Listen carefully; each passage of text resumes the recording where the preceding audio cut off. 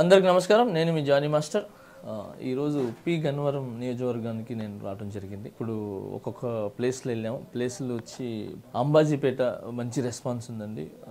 చాలా వాళ్ళ వాళ్ళ ఫేస్లోనే వాళ్ళ చిరునవ్వులు, వాళ్ళ వెల్కమ్ అనేది చాలా బాగుంది. అవన్నీ చూసిన తర్వాత మాకు ఇంకా ఉత్సాహం వచ్చింది. ఎండ ఎంత ఉన్నా కూడా ఎండ అనే ఫీల్ లేకుండా వాళ్ళు ఇచ్చే ఒక ఎంకరేజ్ కానీ, వాళ్ళు ఇచ్చే ఒక భరోసా కానీ, మేమున్నాం మీకు, ఈసారి ఖచ్చితంగా మిమ్మల్ని గెలిపిస్తామనే ఒక భరోసా ఇస్తున్నారు. ఆ చిరునవ్వుల్లోనే కనబడుతుంది, ఆ చేతులు ఊపటంలోనే కనబడుతుంది. నిజంగా కళ్యాణ్ గారు ఈ కూటమి అనేది క్రియేట్ చేయటం, కూటమిని అంటే అందరినీ ఒక దగ్గర చేర్చి కూటమిలాగా జనసేన, టీడీపీ, బీజేపీ ఒక కూటమిలాగా ముందుకు రావటం అనేది ఖచ్చితంగా మన ఆంధ్రప్రదేశ్ బాగు గురించి అండి. అది మనకు తెలుస్తుంది. సో ఈ రోజు నేను ప్రతి నియోజకవర్గం తిరుగుతున్నాను. సో అలాగే పి గన్నవరం కూడా రావడం జరిగింది. ఇక్కడ మన గెడ్డి సత్యనారాయణ గురించి నేను వచ్చానండి. ఆయన గురించి నేను విన్నాను. చాలా మంచి వ్యక్తి, కరప్షన్ లేదు, ఏమీ లేదు.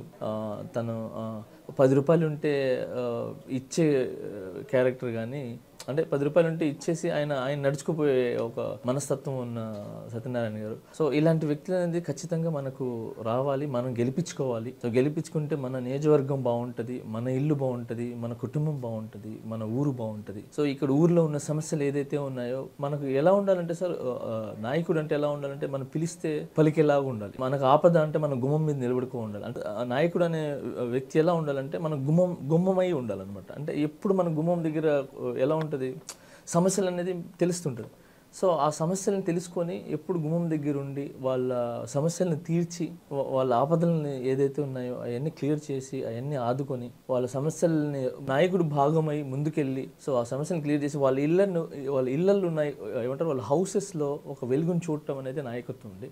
సో ఆ నాయకత్వం నేను చూసిన దాంట్లో చాలా మంది ఉన్నారు. సో వాళ్ళల్లో సత్యనారాయణ గారు కూడా ఆ కోవకు చెందిన వాళ్ళు అనమాట. నేను ఈ ప్రజలకు ఒకటే చెప్తున్నాను, జనసేనని గెలిపించండి, గాజు గ్లాసు గుర్తు ఓటేసి గెలిపించండి. మన రాష్ట్రం బాగుంటుంది, మనం బాగుంటాం, మన పిల్లలు బాగుంటాం. అలాగే టీడీపీ సైకిల్ గుర్తుకి ఎంపీగా మన శ్రీ హరీష్ మాధవ్ గారికి ఓటేసి ఎంపీగా గెలిపించండి. మన రాష్ట్రం ఏదైతే ఉందో, ఇప్పుడున్న ప్రాబ్లమ్స్ ఏదైతే ఉన్నాయో, ఈ 5 సంవత్సరాల్లో ఎంత దూరం ప్రయాణించాం అనేది మనం చూస్తే తెలుస్తుంది. అంటే మనం దూరం వెళ్ళామా, వెనక్కి వెళ్ళామా అని. సో నాకు తెలిసి 5 సంవత్సరాల్లో 20 సంవత్సరాలు వెనక్కి వెళ్ళిపోయినాం మనం. ఎందుకనంటే నేను ఎక్కడికి పోయినా, ఏ ఊరికి వెళ్ళినా కూడా ప్రేమ అభిమానాల కంటే ఎక్కువ ఎవరిని తిట్టాలి, ఎవరిని ద్వేషించాలి, ఎవరి మీద కేసులు పెట్టాలి, ఏం చేయాలి, ఇదే చూశాను తప్ప ప్రేమ అనేది మేబీ 2015లోనే అది ఇదైపోయింది నేను చూసిన దాంట్లో. ఇప్పుడు ఎవరికి వెళ్ళి నేను చెప్పినా కూడా ఇప్పుడు నేను పుట్టి పెరిగింది నెల్లూరులో ఒక ఇందుగుపేట మండలం, కొత్తూరు పల్లెటూరు గ్రామం. నేను అక్కడ బాగా తిరిగిన. సో మొన్న వెళ్ళినప్పుడు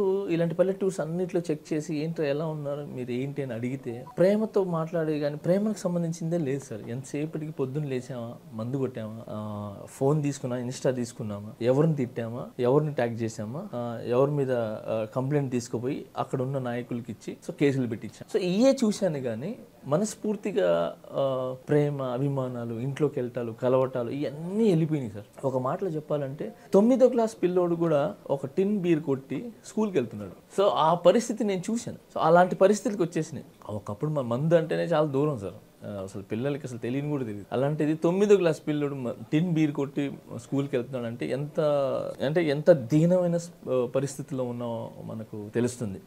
సో అందుకే ఇవన్నీ పోవాలి. ఈ ప్రభుత్వంలో జరిగిన అరాచకాలు కానీ, అంటే చాలా ప్రశ్నిస్తే, మీకు తెలుసు అందరు ప్రశ్నిస్తే మాత్రం రోడ్డు మీద తీసుకుని వచ్చి వాడిని పిచ్చోడిని చేయటం, లేదంటే ఆ మనిషి కనబడకుండా పోవటం. మీకు ఈ రోజు అది మాటకి పెద్దగా పట్టించుకోవట్లేదు ఎవరు, కానీ అది చాలా పెద్ద మాట.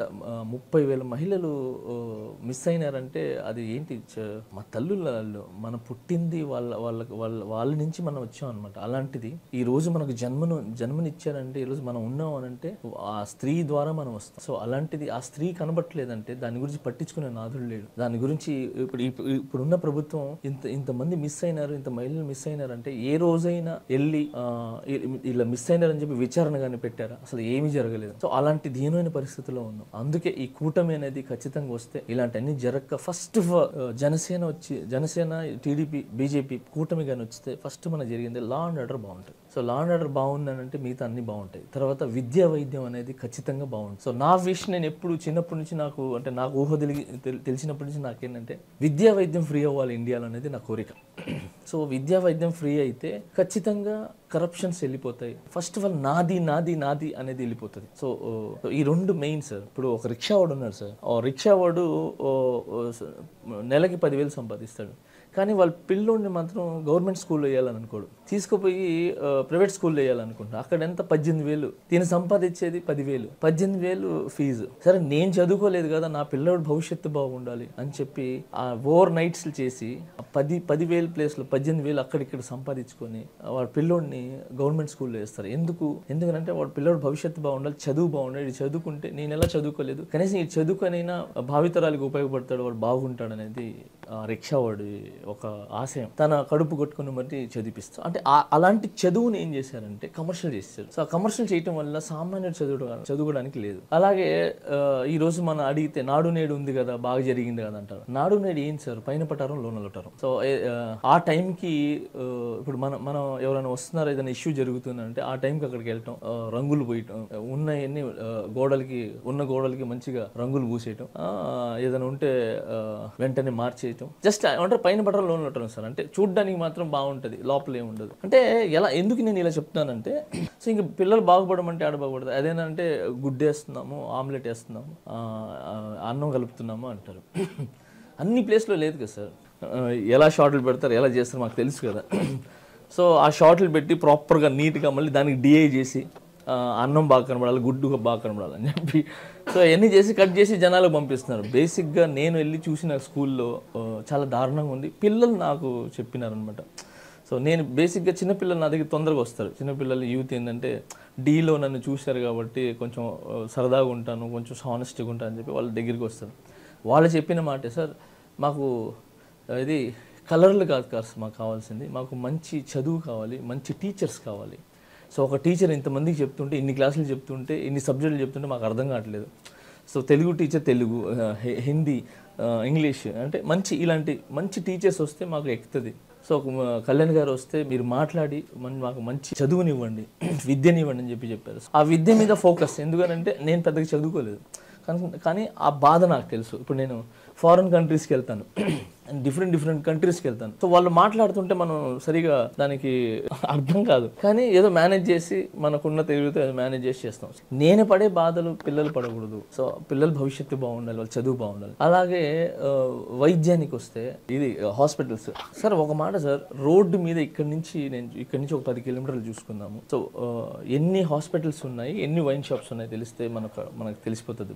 మన వైద్యం ఎలా ఉందో, వైద్యశాల ఎలా ఉన్నాయో తెలిసిపోతుంది. సో వైద్యం అనేది సార్ చాలా ఇంపార్టెంట్. మనిషి అనేతను ఎక్కడ లొంగుతాడంటే, ఒక డాక్టర్ బయటకు వచ్చి అర్జెంట్ 10,000 కట్టానంటే వాడు పోయి కట్టేస్తాడు. ఎందుకు ఏంటని అడగడు. లోపల ఇంకా 5 రోజులు ఉంచాలమ్మా అంటే వాడు అడగడు. 5 రోజులు సార్ ఎంత డబ్బులు సార్ అంటే, ఒక 1.5 లక్ష కట్టి మీరు 5 రోజులు ఉంటుంది అని అంటే 1.5 లక్ష కట్టేస్తాడు. అంటే అది నిజమా అబద్ధమా ఏంటి తెలియదు. ఎందుకంటే వైద్యుడిని అంత నమ్ముతారు, దేవుడి కంటే ఎక్కువగా నమ్ముతారు. సో అలాంటి వైద్యం అనేది ఫ్రీగానే అయితే, ఉచితంగా కానీ వస్తే ఖచ్చితంగా ఆంధ్రప్రదేశ్ కానీ మన ఇండియా కానీ చాలా బాగుంటుంది. వైద్యం గురించి నేను చెప్పాల్సిన సపరేట్ అవసరం లేదు సార్. నేను ఇప్పుడు మీరు చూస్తూ ఉంటారు కూడా, చాలామంది రోడ్ల మీద, హాస్పిటల్స్ బయట వైద్యం అందక ఇటు గవర్నమెంట్ హాస్పిటల్ తీసుకుని వెళ్దామని అంటే అక్కడ చూస్తారులే తెలీదు. సరే మంచి దాంట్లో వేసామనంటే డబ్బులు లేవు. సో అలాంటి వాళ్ళకి నేను అపోలో హాస్పిటల్స్ బయట కానీ, చిన్న గవర్నమెంట్ హాస్పిటల్ బయట కానీ నేను చూస్తూ ఉంటాను. సో వాళ్ళందరికీ కూడా వైద్యం కానీ కరెక్ట్గా అందితే ఖచ్చితంగా మన ఆంధ్రప్రదేశ్ బాగుంటుంది, కరప్షన్స్ అన్నీ పోతాయి, హ్యాపీగా ఉంటుంది అని చెప్పి నేను ఆలోచిస్తున్నాను. సో ఆశిస్తున్నాను కూడా. ఇది నా ఒక బాధ సో ఈ ఆంధ్రప్రదేశ్ గురించి. సో ల్యాండ్ టైటిల్ అని చెప్పి ఒకటి స్టార్ట్ చేశారు. అంటే మనం ఒక్కొక్క రూపాయి కూడగట్టుకొని ప్రతి ఒక్కటి కళ సొంత ఇల్లు ఉండటం అనేది, సొంత ల్యాండ్ తీసుకోవటం కానీ, సొంత ఇల్లు తీసుకోవటం కానీ, ఎకరాలు తీసుకోవటం అనేది, అంటే ఒక భూమి తీసుకోవాలన్నా కళ అనమాట. అన్నిటికంటే ఒక ఇల్లు తీసుకోవటం అనేది భూమిలో ఉన్న ప్రతి ఒక్క మనిషి. అంటే నేను ఇప్పుడు హైదరాబాద్కి వెళ్ళాను, నా సొంత ఇల్లు ఉండాలని చెప్పి నేను చాలా ట్రై చేసి చాలా కష్టాలు పడి ఈరోజు నేను తీసుకున్నా. సో అలాగా ల్యాండ్ టైటిల్ అని చెప్పి ఒక యాక్ట్ పెట్టారు. సో ఎలా అంటే మనం డబ్బులన్నీ కూడబెట్టుకొని ఒక ఇల్లు తీసుకొని, ఒక స్థలం తీసుకుని, ఒక గజం తీసుకున్నా, 100 గజాలు తీసుకున్నా, 1 ఎకరా తీసుకున్నా, 100 ఎకరాలు తీసుకున్నా, దానికి రిజిస్ట్రేషన్కి వెళ్తే అక్కడ మనకు జెరాక్స్ ఇస్తున్నారు, ఒరిజినల్ వాళ్ళు పెట్టుకుంటారంట. సో ఇది ఎంతవరకు అనేది అంటే ఏ ధైర్యంతో ఇది పెట్టారు, ఎలా ఎలా అంటే ఎంత క్రిమినల్ మైండ్తో పెట్టారు అనేది నాకు అర్థం కావట్లేదు. ఏదనంటే అక్కడి నుంచి వచ్చినాయి అని అంటే నువ్వు అడగచ్చు కదా, ఇది ఎలా పెడతారు, ఎలా చేస్తారని చెప్పి. సరే వచ్చింది, వస్తే దాని మీద గవర్నమెంట్ అనేది ఉండాలి కదా. మీ ఫేస్ జగన్మోహన్ రెడ్డి గారి ఫేస్ పెట్టుకొని దాని వెనకాల మళ్ళీ నవరత్నాలు అని చెప్పి అదొకటి. ఎందుకు ఇదంతా అంటే మీరు ఏం చేయాలనుకుంటున్నారు? అంటే ఇప్పుడు దాకా లిక్కర్ మీద మీరు పెట్టిన తాకట్టు పెట్టారు. సో అలాగనే కొన్ని పరిశ్రమల మీద తాకట్టు పెట్టారు. ఇప్పుడు టోటల్గా జనాలు ఆస్తుల మీద పడ్డారా మీరు? సో ఆస్తులు తీసుకొని తాకట్టు పెట్టి, అంటే ఇల్లు మాది, లాభం మీది. అంటే ఇప్పుడు ఈ మా ఆస్తులన్నీ తీసుకుపోయి మీ తాకట్టు పెట్టి, సో ఆ తాకట్టు నుంచి వచ్చిన డబ్బులన్నీ మళ్ళీ పథకాలన్నీ పెడతారా, లేదనంటే నెత్తిని పెట్టుకుని పోతారా నాకు తెలియట్లేదు. బట్ ఈ యాక్ట్ అనేది చాలా అంటే కరెక్ట్ కాదు ఇది. సో నా సొంత ఇళ్ళకి నేను కూలోల్లాగా ఉండటం ఏంటి, నేను పని మనిషిలాగా ఉండటం ఏంటి, ఇది రాంగ్. ఖచ్చితంగా జనసేన ప్రభుత్వం వస్తే ఫస్ట్ రాంగ్గానే దీన్ని రద్దు చేస్తుంది. ఖచ్చితంగా కళ్యాణ్ గారు మొన్న కూడా సభలో చెప్పారు. సో మేము కూడా జన సైనికుల్లాగా, ఒక జన సైనికు సంబంధించిన నేను ఒక వ్యక్తిలాగా కూడా చెప్తున్నాను, ఒక నాయకుడు కూడా చెప్తున్నాను నేను. మా ప్రభుత్వం వస్తే, జనసేన ప్రభుత్వం వస్తే, కూటమి వస్తే ఖచ్చితంగా దాన్ని రద్దు చేస్తాం సార్. బేసిక్గా వైసీపీ వాళ్ళు కూడా ఏం చెప్తున్నారంటే, అంటే యాజ్ ఏ ఒక ముస్లింగా, నా ఫోన్ ఇవ్వాలి, యాజ్ ఏ ఒక ముస్లింగా వాళ్ళు నాకు అంటే మీకు అంటే ప్రాపర్ తెలియాలని చెప్తున్నాను. నేను ముస్లిం కాబట్టి నాకు ఒక గ్రూప్ పెట్టి, అంటే ప్రతి ఒక్క ముస్లింకి ఈ గ్రూప్లో ఇది పంపిస్తున్నారు అనమాట. ఏది తాను బతుకున్నంత వరకు ముస్లిం రిజర్వేషన్లు అమలు కానివ్వబోనని స్పష్టం చేశారు ప్రధాని మోడీ. ఎస్సీ, ఎస్టీ, ఓబీసీ రిజర్వేషన్లను మత ప్రాతిపదికన ముస్లింలకు పంచనివ్వబోనని మోడీ స్పష్టం చేశారు.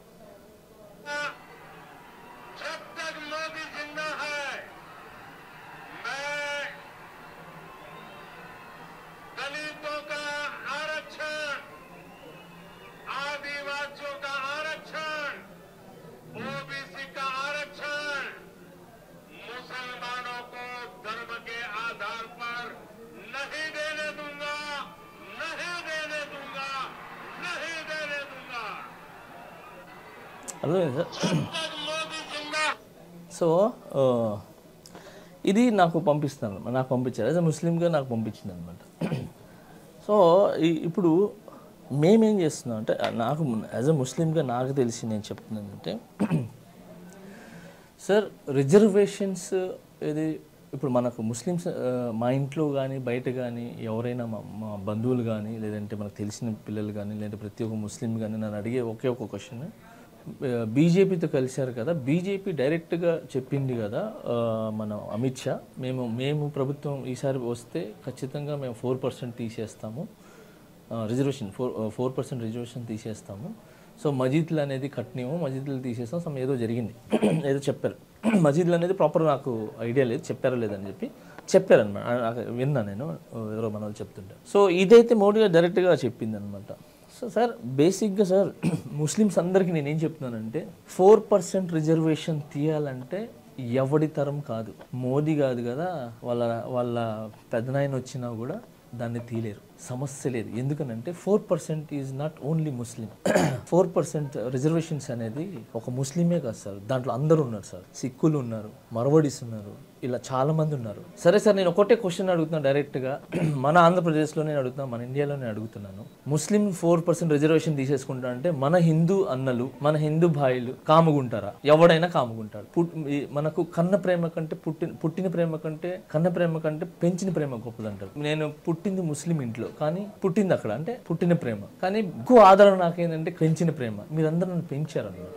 సో ప్రతి ఇంట్లో నన్ను ఒక ముస్లిం లాగా నన్ను ఎప్పుడు చూడలేదు. నేను చెప్పేంతవరకు తెలియదు చాలా మంది నేను ముస్లిం అని. సో చాలా మందికి తెలియదు నేను చెప్పేంతవరకు నేను ముస్లిం అని చెప్పి. నేను ఒక ఇండియన్ లాగా పెరిగాను. నా మతం, నేను నమాజులు చదువుతాను, ఖురాన్ చదువుతాను, ఒక్క పొద్దులు ఉంటాను, అన్నీ ఉంటాను. బట్ నేను షో చేయలేదు ఎప్పుడు. ఎందుకనంటే నేను అందరితో కలిసిమెలిసి ఉంటాను.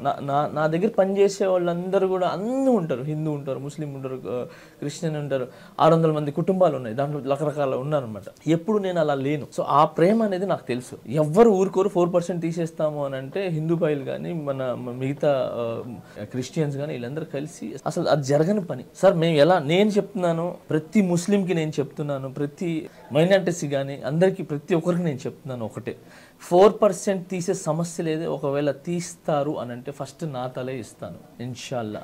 నేను నిలబడతాను మీకు. కళ్యాణ్ గారితో నేను మాట్లాడాను. ఆ కళ్యాణ్ గారు నాకేమన్నా అంటే, పవన్ కళ్యాణ్ గారు, బీజేపీ అనేది కేంద్రంలో నెక్స్ట్ వస్తుంది. సో ఆ వస్తుంది కాబట్టి మనం ఏదైనా, ఇప్పుడు జగన్ అయినా అక్కడికే వెళ్ళాలి అంటే, వైసీపీ ప్రభుత్వం అయినా ఈ 5 సంవత్సరాలు ఎక్కడికి వెళ్ళింది, అక్కడికి వెళ్ళి అడుక్కుంది. సో రేపు మనం వచ్చినా కూడా రేపు వచ్చేది బీజేపీ అక్కడ. సో ఆ బీజేపీ వస్తుంది కాబట్టి మనకు మంచి సన్నిహితం అనేది బాగుందంటే మనం అడిగి తీసుకోవచ్చు. ఆంధ్రప్రదేశ్కి మనం ఏం కావాలో అడగచ్చు. తెలియని మనిషిని అడగడానికి, తెలిసిన మనిషిని అడగడానికి చాలా తేడా ఉంటుంది. సో ఆ సంబంధాలని ఆయన దాన్ని క్రియేట్ చేసుకున్నారు. సో దానివల్ల ఈ ఏదైతే ఎలక్షన్స్ ఉన్నాయి కదా, సో కేంద్రం ఇన్వాల్వ్ అయితే ఖచ్చితంగా ఎలక్షన్స్ బాగా జరుగుతాయి.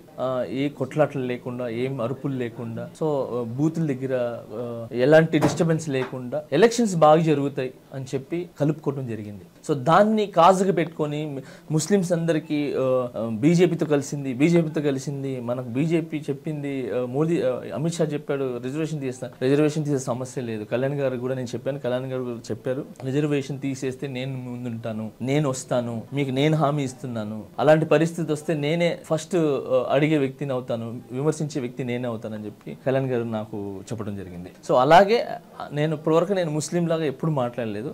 నేను చెప్తాను కదా, ఐఎమ్ ఇండియన్. సో నేను ప్రతి ఇంట్లో ఒక కుర్రోడిని, నేను ప్రతి ఇంటి కొడుకుని, అబ్బాయిని, వాళ్ళ కుటుంబంలో ఒక సభ్యుడిని. కానీ ఇది పరిస్థితి వచ్చింది కాబట్టి చెప్తున్నాను, యాజ్ అ ముస్లింగా ప్రతి ఒక్కరికి ఇలాంటి పరిస్థితులు వస్తే నేనున్నాను, మీరు ముందు పెట్టచ్చు. సో 4% ప్లేస్లో ఇంకా 6% కలుపుకొని 10% తీసుకుందాం, కానీ 4% వదిలే సమస్య లేదు. అది జరగని పని. సో దయచేసి మీరు అందరూ నమ్మండి, జనసేనని గెలిపించండి, కూటమి గెలిపించండి. అలాంటి పరిస్థితులు రాకుండా నేను ముందుంటాను. ఒకవేళ అలాంటి ఏదైనా జరిగితే ఇన్షాల్లా నేనే షహీద్ అవుతాను, నేనే మీ ముందు ఉంటాను. నేనే చెప్తున్నా కదా, నా తల ఇస్తాను. నేను అలాంటి ఏదైనా జరిగితే తీసుకోవచ్చు. నేను ముస్లిమ్స్ గురించి నిలబడడానికి, షహీద్ అవ్వడానికి నేను రెడీగా ఉన్నాను. సో అలాంటి ఏం భేదాలు పెట్టుకోవద్దు. మీరు దయచేసి జనసేనని గెలిపించండి, గాజు గుర్తుకి ఓటేసి గెలిపించండి. మేమున్నాము, మేము వస్తాం అనొచ్చి మీరు ఏది చాలా మందికి ముస్లిమ్స్ కొంతమంది సినిమా అతను కదా, హరాం తింటాడు కదా, సో అతనికి ఏం తెలుసు అని చెప్పి. సార్ నేను చేసే పని సినిమాదే సార్, కానీ నేను ఏ రోజు ఖురాన్ కొన్ని ఉంటాయి సార్, ఒక బార్డర్ ఉంటుంది, ఆ బార్డర్ ఎప్పుడు దాటి వెళ్ళాను నేను. సో దయచేసి నన్ను నమ్మండి, నన్ను నమ్మి జనసేనకి అండ్ గాజు గ్లాస్ గుర్తుకి ఓటేయండి, టీడీపీని గెలిపించండి, కూటమిని గెలిపించండి. గ్రీజ్లో ఉండి ఫైట్ చేసి మనకు కావాల్సి మనం తెచ్చుకుందాం. ఆట బయట గ్రీజ్ బయట ఉంటే మనం ఓన్లీ వేడుకు చూడాల్సి వస్తుంది. గ్రీజ్ లోపల ఉంటేనే మన హక్కులు మనం తీసుకొని రాగలం. సో నేను చెప్పింది మీకు అర్థమైంది అనుకుంటున్నాను. ఒకవేళ మీకు తప్పుగా అనిపిస్తే నన్ను క్షమించండి. బట్ రాబోయే రోజులు అనేది ఖచ్చితంగా మంచిగా ఉంటున్నాయి. మీరందరూ మమ్మల్ని సహకరిస్తారని, జనసేనని గెలిపిస్తారని ఆశిస్తున్నాను. జై జనసేన, జై హింద్.